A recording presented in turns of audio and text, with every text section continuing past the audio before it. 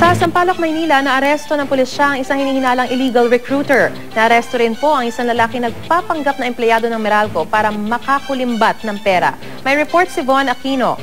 Von? Yes, Maris, kulungan ang kinahantungan ng suspect na umay nanloko ng kanyang mga kapitbahay sa pagbabayad ng bill ng kuryente sa Sampaloc, Maynila. Ang modus umano ng suspect na si Esmer Gonzalez magpanggap na empleyado ng Meralco at saka aalukin ng kanyang mga biktima na magbayad sa kanya ng bill kapalit ang 10% discount. Nagpakita pa umano ang suspect ng resibo na nabayaran na ang kanilang bill sa kuryente. Pero laking gulat daw nila nang makatanggap ng notice mula sa Meralco na nagsasabing tumalbog ang ibinayad nilang cheque na ibinayad pala ng suspect. Dito na raw nila isinuplong ang suspect sa barangay na pinagbigyan pa daw nilang makabayad sa mga nabiktima nito sa kanyang modus. Nang hindi raw makatupad sa pangako si Gonzales, agad silang nagreklamo sa pulis.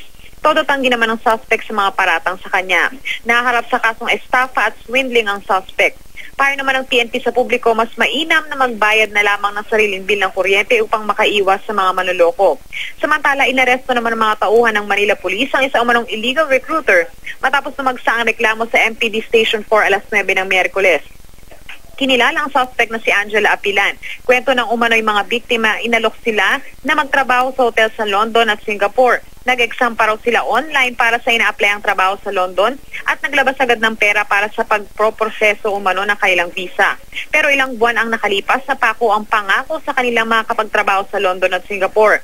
Hindi raw nakasunod ang suspect sa ipinangako nitong departure date nila. Ang iba pang nabiktima bukod sa galit, malaki ang panghihinayang.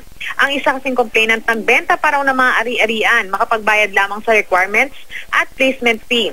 Ipinakita pa sa amin ng mahigit 20 complainants sa mga papeles na natuklasan nilang peke pala na kumonsulta sila sa POEA.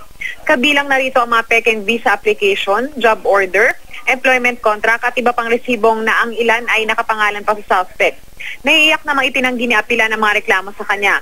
Paalala naman ng PNP sa mga nais magtrabaho sa ibang bansa, kumonsulta sa POEA upang maiwasan na maloko ng mga illegal recruiters. Naharap naman sa kasong illegal recruitment at forgery ang mga suspects. Maris? Maraming salamat, Von Aquino.